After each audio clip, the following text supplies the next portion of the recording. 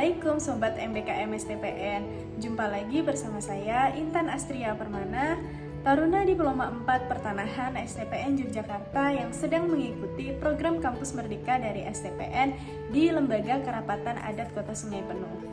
Kali ini saya sudah bersama dengan para narasumber, yaitu Bapak Haji Livia Warman selaku Wakil Ketua 2 Lembaga Kerapatan Adat Kota Sungai Penuh dan Bapak Rio Hendri Linur selaku anggota Bidang Adat Pondok Tinggi.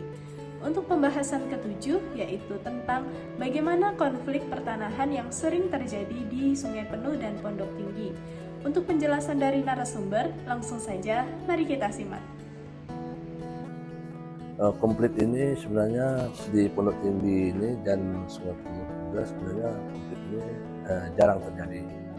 jarang terjadi konflik antara masalah tanah ini. Sebab kita bagaimana menyatakan karena semuanya itu melalui adat tadi, yang ajun dan arah tadi. Jadi kadang-kadang kalau terjadinya begitu karena tidak dilibatkan teganai tadi. Kadang-kadang maaf dibilang pendatang ini mau murahnya, mau mudah dia langsung ke pokok masalah langsung mau bikin rumah langsung ke tempat nenek mama, selesai dengan nenek mama kan ini nenek mama tidak melibatkan teganai. Dan tadi beli tanah dengan saya, lalu Mbak Intan bangun langsung dengan nenek mama. Sebelah menyebelah tidak mengetahui Mbak Intan beli tanah dengan saya 10 kali 10 oke. Ya. Orang sebelah waktu pembangunan terjadilah tidak melibatkan teganai, tidak mematuk teganai, tahu tanahnya ini tanahnya ini. Mbak Intan 10 kali 10 geser ke sini, jadi geser ke sini tidak tahu tanah yang di sini yang luka. Jadi itulah terjadinya konflik. Itu berapa kali terjadi begitu karena tidak melibatkan teganai. Sampai hari ini tadi pas dari itu yang terjadi sekarang. Sampai hari ini ada di Karyawati tidak pernah dibangun masalah ini. Sebab ini harus dikasih dengan teganai. Sebenarnya tanahnya tadi bilang Pak Bupati tadi tanahnya tanah sawah panjang sampai kita ambil sekitar 75 meter kali 12 kali. Yang depan harus kasih jalan untuk orang belakang. Yang depan. Waktu pembelian tanah ini, ya, orang depan tidak kasih langsung dibikinnya 12 ini. Tidak ada bikin jalan lagi. Tidak ada mengajak atau mengikut sertakan teganai. Sebenarnya ini sudah menjadi komitmen di BPN juga mungkin ada itu aturan yang di depan harus memberi jalan ke belakang. Adat begitu juga. Tapi kan kadang-kadang kan ada masyarakat kita agak karena memberi jalan ini kan agak sulit. Sebenarnya itu orang depan harus memberi belakang. Jadi itu terjadi konflik sekarang. Tapi insya Allah jalan keluarnya orang depan kemarin itu membeli tanah yang belakang. Itu terjadinya. Jadi kita sebagai nenek mama waktu itu juga dari saya dapat kabar tadi nenek mama berusaha orang depan ini membeli tanah belakang atau orang belakang membeli tanah yang depan, selesai masalahnya. Jadi semuanya tidak dirugikan model itu. Jadi kalau hukum adatnya tidak ada dirugikan semua pihak. Mungkin itu dari kita, mungkin dari Pak Rio mungkin ada kasus baru. Itu kasus saya tadi baru kasus tadi waktu orang meninggal tadi. Ya, mungkin ada tambahan. Ya, jadi sebenarnya adat ini kan sudah mengatur semuanya. Tergantung manusianya ini mau diatur apa enggak kan gitu. Artinya gini, kalau permasalahan perkara batas atau tanah wilayah, ya, di sini adat sudah mengatur. Adat ini kan mengatur masyarakat itu agar tidak terjadi keributan, karena orang sudah banyak tentulah merasa ini punya hak, ini punya hak. Salah satu contoh ini, bukannya tidak pernah terjadi ini, pernah terjadi. Kalau untuk dari Teganai tadi, oke, sudah diterangkan oleh Pak Haji. Ini satu luhah ini pernah juga terjadi masalah besar. Masalahnya gini, ini wilayahnya, tanah wilayahnya Pondok Tinggi, khususnya diingat dan dijaga oleh Rio Pati dan Rio Mendaru. Nih, nanti saya kasih tahu di mana tempatnya. Nah, kemudian datang lagi ini satu, bukan dari Pondok Tinggi. Kalau ini kan dari Pondok Tinggi nih, dari Sungai Nung datang. Ini konflik adik beradik sebenarnya. Sebenarnya adat sudah ngatur. Bilang ini hak kami juga. Makanya terjadi perdebatan di sana. Ya, artinya kalau kita mau berbicara tanah wilayah, tentulah kita kembali kepada Tambo. Tambo itu peninggalan nenek moyang dahulu. Makanya ketika itu kami pernah selesaikan sama Pak Haji. Akhirnya saya bilang sama orang yang di sini, sekarang kita buka Tambo. Kalau situ tidak bisa baca tulisan incuk, saya yang baca. Akhirnya terputus di sana ya Pak Haji. Terputus. Bukan tidak pernah terjadi. Padahal adat ini sudah mengatur keseluruhan. Kadang-kadang oknumnya. Oknum. Ya kan? Makanya saya mau bilang, kalau ditarik ke politik, mohon maaf Pak Haji, saya bukan orang politik, Pak Haji orang politik, makanya saya minta maaf nih. Ya kan?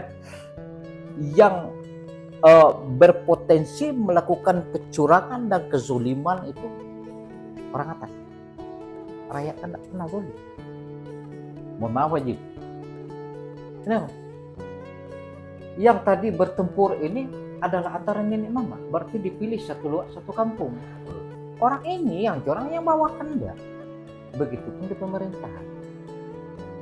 Seorang wali kota, seorang presiden itu mau jadi presiden restu rakyat dulu. Kalau rakyat setuju boleh jadi presiden. Ya, tapi yang berpotensi besar melakukan zolim ini itu adalah rakyat. Ya, kembali ke adat. Adat bilang apa? Raja adil, raja disembah, raja zolim, raja disanggah. Walaupun itu nenek mama sekalian, walaupun itu presiden sekalian. Jadi sini sudah nyambung sebenarnya, ya kan? Jadi jangan takut kita, ini presiden. Jangan. Karena saya sangat orangnya suka kritik, nih Pak Haji juga saya kritik. Saya bukan di pemerintahan, bukan partai politik, saya mau bebas. Nah, jadi itu kalau kita tarik ke pemerintah tadi. Jadi sebenarnya adat itu sudah mengatur keseluruhan, tinggal oknumnya aja. Itu saja. Bukan tidak pernah terjadinya konflik sebelah menyebelah, pernah. Kalau untuk Teganai ini sudah disampaikan Pak Haji, ini yang lebih besar ini antara nenek mama dengan nenek mama itu pun pernah terjadi. Yang bisa menyelesaikan ini, kata zaman sekarang kan, kata tukul arwana, kembali ke laptop. Diselesaikan, duduk berunding lah. Taruhlah Pak Haji Rio Temenggung, saya Rio Pati, terjadi konflik antara batas ini, ya, kami akan duduk bersama. Artinya apapun keputusannya Pak Haji terima, saya terima. Oh, kalau juga tidak selesai, bisa diangkat lagi. Ini urusan tangan naik. Kalau tidak selesai, angkat lagi ke nenek mama. Tidak juga ke Depati. Kalau tidak juga sudah kepolisian aja lah, selesailah di sana. Kejaksa silakanlah. Karena tidak mau selesai. Kan gitu. Silakanlah, harga tanah ini taruhlah 5 juta. Bayar pengadilan 6 juta lah, rugi. Makanya nurut aja lah. Jadi, lagi mau diselesaikan dengan adat kasus pidana. Pidana ini terdiri dari kriminal, pembunuhan, ini langsung ditangkap polisi kalau di sini. Tapi kalau kasus perdata, masalah tanah, orang berantem, polisi akan mengembalikan ke tangan. Selesaikan dulu di adat. Tidak mau polisi tangani, tetap dikembalikan kalaupun sudah di pengaduan. Termasuk kasus tanah. Kasus tanah ini bisa diselesaikan sepanjang ini mau ikut, ini mau ikut, setuju sama setuju dengan batas tanah. Kalau tidak mau, angkat ke nenek mama. Enggak juga mau, angkat ke Depati. Enggak juga mau, ya sudahlah, terserah situlah, mau ke pengadilan. Makanya saya bilang, kalau sudah di pengadilan, kalau sudah di kepolisian, satu jadi arang, satu jadi abu, enggak ada guna. Harga tanah taruhlah 5 juta, bayar ini, bayar itu 7 juta, nambah 2 juta, kan kita selesaikan secara adat. Nah, itulah gambaran segelintirnya. Terima kasih. Nah, jadi tambah lagi Mbak. Jadi kemarin ada juga kasus Mbak Rio berikut itu masyarakat kita pendatang, ya kan, adat. Itu tidak masyarakat pendatang ini tidak mau mengikuti. Sebenarnya itu tanah itu kita kan ada secara pemerintahan, ada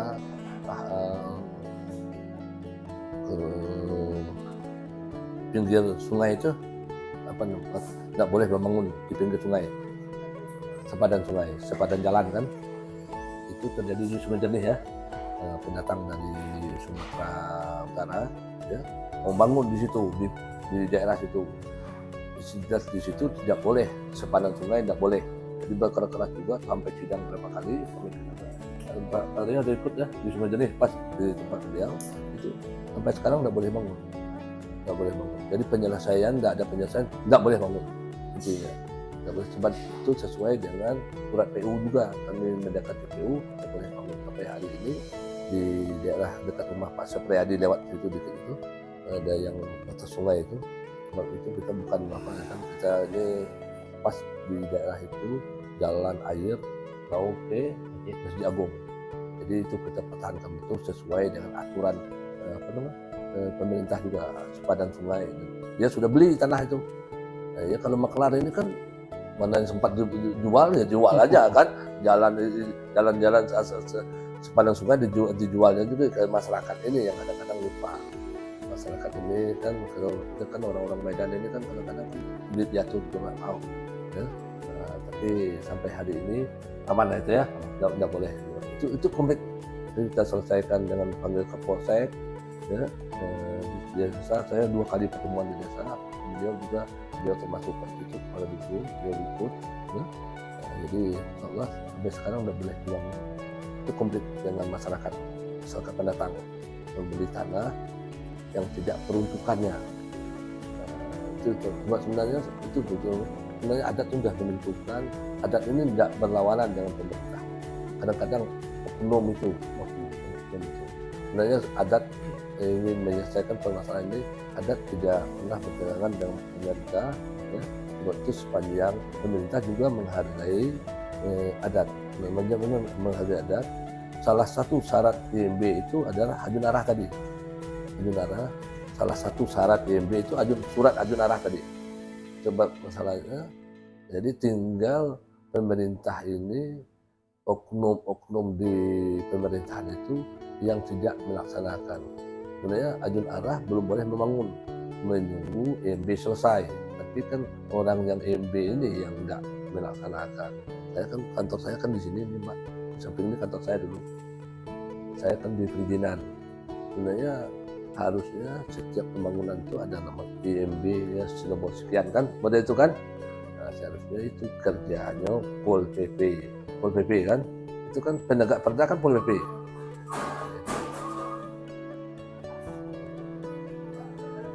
Mungkin itu dulu Mbak yang untuk masalah tanah ini. Kesimpulan, konflik pertanahan di sungai penuh dan pondok tinggi bisa diatasi melalui peraturan adat. Sekian interview dari kami, selamat menyaksikan video MBKM lainnya.